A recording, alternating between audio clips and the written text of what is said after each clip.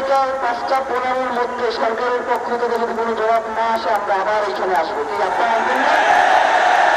আমরা এর জন্য সংগ্রাম করে যাবো।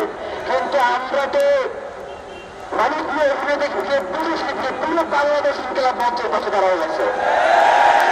বাংলাদেশকে আর স্বাধীনতা সার্বভৌমত্বকে দিল্লির কাছে বর্গা দেওয়া চলবে না।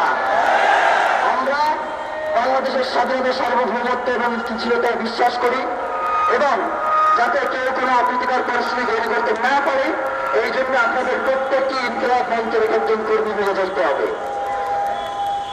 ভাইয়েরা, বুদ্ধি দিয়া যেমন আছে আপনারা দেখেন লক্ষ লক্ষ মানুষ, ওই যে উপদেষ্টা পরিষদ সরকার ওই জায়গায় লক্ষ লক্ষ মানুষ, কিন্তু এরপরেও কেন তারা আমাদের উপর প্রভাব ফেলাতে পারে? কারণ তারা হচ্ছে ওই যে তাদের মাথায় যে শয়তানি বুদ্ধি, ওই শয়তানি বুদ্ধি দিয়ে তারা রাষ্ট্রকে পরিচালনা করতে চায়। কিন্তু এই সব নির্ভীক সাহসী জনতার সামনে তারা দাঁড়াইতেই পারবে না, তারা দাঁড়াবে সাহসী করতে পারবে না। তাই আজকে এই সময় সে দাঁড়াইতে পারে নাই। আমাদের প্রথম দাবি হচ্ছে খুনিদের গ্রেপ্তার করা, এরপর সব আলাপ। মানে আলাপ শুরু হলে খুনির গ্রেপ্তারের মধ্যে, এর আগে কোনো আলাপ চলবে না।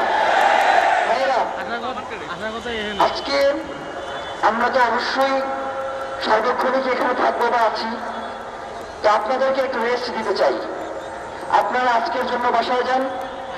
আমরা আপনাদেরকে আগামী যে কর্মসূচি 24 ঘন্টার জন্য ঘোষণা করলাম, এখন কয়টা আছে দেখো, 5টা 15।